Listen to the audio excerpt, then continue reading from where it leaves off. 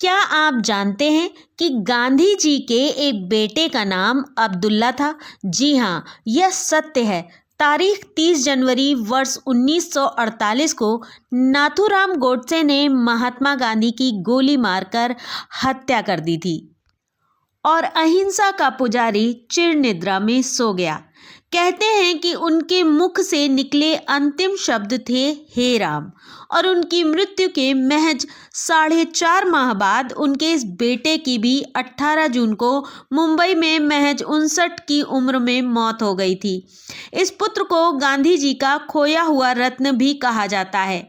इस बेटे पर शराबी और व्यभिचारी होने के भी आरोप लगाए गए, लेकिन इसके बावजूद सारे देश के बापू कहलाने वाले महात्मा गांधी इस बेटे को समझा पाने में ताउम्र असफल साबित हुए। यह थे गांधी जी के सबसे बड़े बेटे हरिलाल गांधी। उनका जन्म 23 अगस्त 1888 को दिल्ली में हुआ था। जब वह पैदा हुए तब पिता मोहनदास की उम्र महज 18 वर्ष थी। इसके बाद गांधी जी बैरिस्टर की पढ़ाई करने के लिए इंग्लैंड चले गए। तब हरिलाल माँ की गोद में थे। गांधी जी अपनी पत्नी और बेटे को अपनी माँ, भाई और उनकी पत्नियों के हवाले छोड़ गए। 3 साल वो इसी तरह रहे। कहा जाता है कि गांधी जी के 4 बेटों में हरिलाल सबसे ज्यादा साहसी और इंटेलिजेंट थे, लेकिन वह अंतिम समय तक पिता पुत्र उत्तर और दक्षिणी ध्रुव बने रहे। गांधी जी से हरिलाल का अलगाव 1911 में तब हुआ जब उन्होंने पिता से कहा कि उन्हें इंग्लैंड बैरिस्ट्री की पढ़ाई करने के लिए भेजा जाए। गांधी जी ने यह स्वीकार नहीं किया। तर्क दिया कि पाश्चात्य शिक्षा भारतीय संस्कृति और सरोकारों के खिलाफ है, जबकि उन्होंने स्वयं विदेश से पढ़ाई की थी। ऐसे में पिता पुत्र में जो तकरार शुरू हुई वह दोनों के अंतिम समय तक खत्म न हो सकी।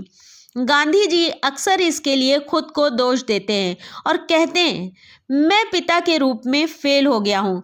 हरिलाल ने भी पारिवारिक संबंधों को त्यागने के बाद कभी यह घोषणा नहीं की कि वे महात्मा गांधी के पुत्र हैं। अपने पिता के अंतिम संस्कार पर भी बहुत कम लोगों ने उनको पहचाना था कि वह हरिलाल हैं।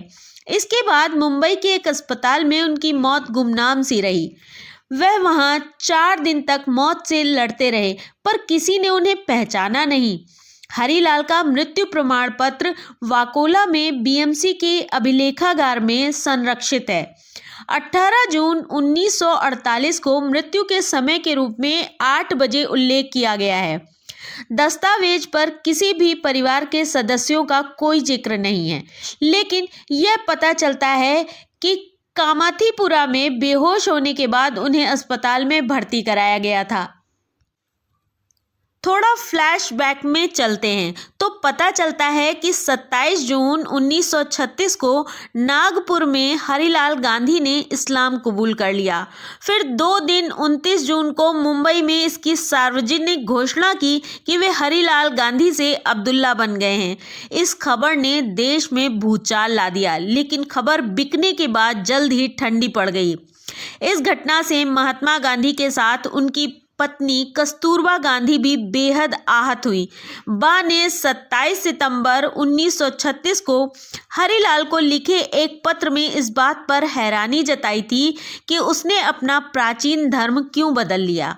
वह इस बात को सोच सोच कर भी बेहद दुखी होती थी कि हरिलाल ने धर्म परिवर्तन के बाद मांस का सेवन शुरू कर दिया होगा। उन्होंने पत्र में लिखा था कि मुझे कई बार हैरानी होती है कि तुम कहाँ रहते हो, कहाँ सोते हो और क्या खाते हो।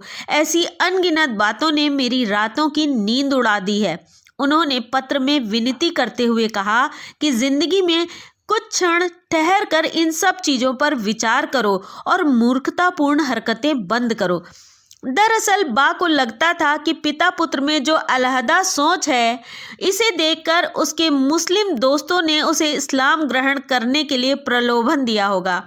हालांकि बाद में माँ कस्तूरबा के अनुरोध पर अब्दुल्ला दोबारा आर्य समाजी तरीके से हिंदू बन गए। तब उन्हें नया नाम मिला, हीरालाल गांधी। जब उनकी माँ 1944 में आगा खान पैलेस में बीमार थी। माना जा रहा था कि ये उनका आखिरी समय है। हरिलाल वहां अकस्मात आ गए तो माँ कस्तूरबा की खुशी का ठिकाना नहीं रहा। बापू भी खुश हुए, लेकिन हरिलाल 1-2 दिन बाद वहां शराब पीकर पहुंचे तो माँ बिखर गई।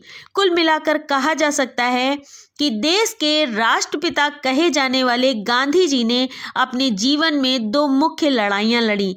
अंग्रेजों के खिलाफ उनके अहिंसात्मक आंदोलन की सफलता इतिहास के पन्नों में दर्ज हो गई।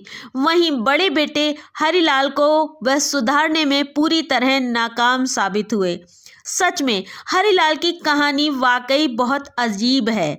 महात्मा गांधी एक समय उन पर बहुत गर्व करते थे। उन्हें लगता था कि उनका यह बेटा मिसाल बनेगा। दक्षिण अफ्रीका में हरिलाल पिता के साथ सत्याग्रह के दौरान साय की तरह साथ रहते थे। 1908 से 1911 के बीच वो कम से कम 6 बार जेल गए। ऐसे में उन्हें छोटा गांधी कहा जाने लगा था। लेकिन नियति ने फिर ऐसा पासा पलटा कि पिता से तकरार के बाद वह अपनी पत्नी गुलाब के साथ भारत लौट आए। इसके बाद गांधी जी देश के बापू तो बन गए, पर उन्होंने हरिलाल को खो दिया। हरिलाल की पोती नीलम पारिख ने इस कहानी पर किताब लिखी है, गांधी जी नु खोवायेलू धन, यानी गांधी जी का खोया हुआ रत्न हरिलाल।